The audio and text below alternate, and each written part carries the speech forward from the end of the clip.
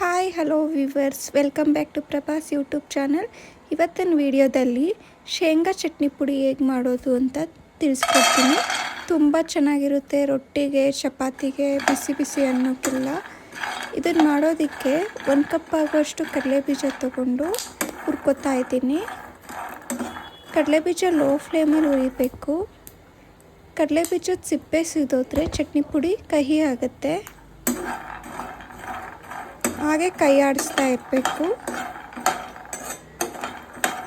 ನೋಡಿ, ಕಡಲೆಬೀಜ ಹುರ್ತಾ ಇತ್ತು. ಹುರ್ತಿರೋ ಕಡಲೆಬೀಜನ ಒಂದು ಪ್ಲೇಟಿಗೆ ಹಾಕ್ಕೊಂಡೆ ತಣ್ಣಗಾಗೋದಕ್ಕೆ ಬಿಡಬೇಕು ಅಂತ 1/4 ಗಂಟೆ. ಅದೇ ಪ್ಯಾನ್ಗೆ 1 ಸ್ಪೂನಷ್ಟು ಜೀರಿಗೆ ಹಾಕ್ಕೋಬೇಕು. ಜೀರಿಗೆ ಚಟಪಟ ಅನ್ನೋವರೆಗೂ ಹುರ್ಕೋಬೇಕು.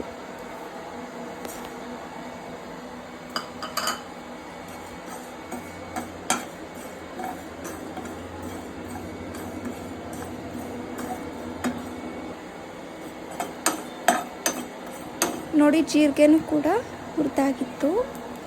ಅದನ್ನು ಒಂದು ಪ್ಲೇಟ್ಗೆ ಹಾಕ್ಕೊಂಡೆ.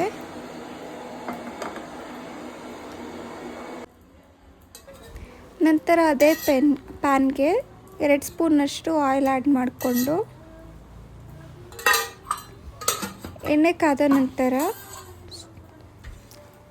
ಕರಿಬೇವು ಸ್ವಲ್ಪ ಜಾಸ್ತಿನೇ ಹಾಕಿ ಚಟ್ನಿ ಪುಡಿಗೆ ಫ್ಲೇವರ್ ಚೆನ್ನಾಗಿರುತ್ತೆ. ಸ್ವಲ್ಪ ಹುಣಸೆಹಣ್ಣು ಹಾಗೆ ಬಾಡಿಸ್ಕೋಬೇಕು. ಸ್ವಲ್ಪ ಕರಿಬೇವಿನ ಸೊಪ್ಪನ್ನ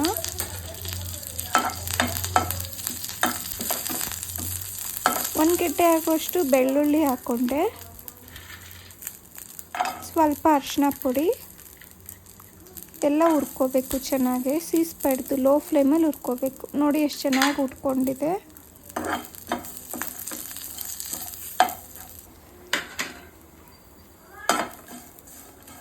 ಹಾಗೆ 1 ಟೇಬಲ್ ಸ್ಪೂನಷ್ಟು ಅಚ್ಕಾರದ ಪುಡಿ ಆ್ಯಡ್ ಮಾಡ್ಕೊಂಡು ಹುರ್ಕೊಂಡೆ. ಸೀದೋಗುತ್ತೆ, ಲೋ ಫ್ಲೇಮಲ್ಲೇ ಹುರ್ಕೋಬೇಕು. ನಂತರ ಇಲ್ಲಿ ಹುರಿದಿಟ್ಕೊಂಡಿರೋ ಅಂಥ ಕಡಲೆಬೀಜ ಮತ್ತು ಜೀರಿಗೆ ಮಿಕ್ಸರ್ ಜಾರ್ಗೆ ಹಾಕ್ಕೊಂಡು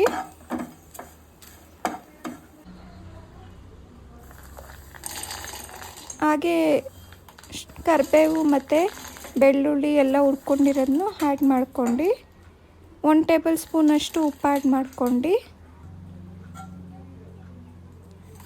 ಮತ್ತು ಒಂದು ಅರ್ಧ ಸ್ಪೂನು ಖಾರದ ಪುಡಿ ಆ್ಯಡ್ ಮಾಡಿಕೊಂಡು ಗ್ರೈಂಡ್ ಮಾಡಿಕೊಂಡ್ರೆ ರುಚಿಯಾದ ಶೇಂಗಾ ಚಟ್ನಿ ಪುಡಿ ರೆಡಿ ಆಯಿತು. ತುಂಬ ಚೆನ್ನಾಗಿರುತ್ತೆ, ರೊಟ್ಟಿಗೆ ಚಪಾತಿಗೆ ಎಲ್ಲ.